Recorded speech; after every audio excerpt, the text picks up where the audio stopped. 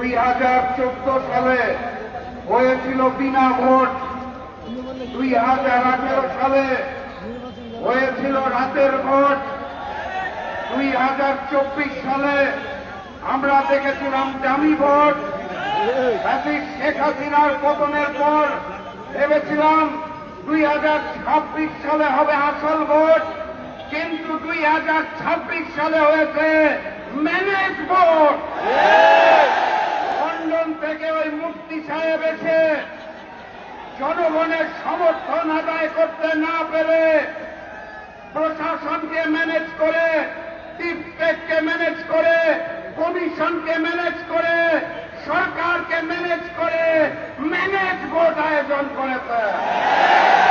এখানেই শেষ নয়, তারা ভোটের পরে ঝাঁপিয়ে পড়েছে নির্মম ভাবে জনগণের উপরে। 2018 সালে ধানের শীষে ভোট দেওয়ার জন্য যেভাবে করে গণধর্ষণ হয়েছিল, 2026 সালে এসে ধানের শীষে ভোট না দেওয়ার কারণে গণধর্ষণ আমরা দেখতে পেয়েছি। মজলুম যখন জালিম হয়ে যায় তখন আল্লাহর আরশ কেঁপে ওঠে। মুফতি আর নতুন তাদেরকে বলতে চাই, মজলুমরা হাসতে জানে না, মজলুমরা কাঁদতে জানে না, মজলুমরা থামতে জানে না। আমরাও থামবো না ইনশাআল্লাহ।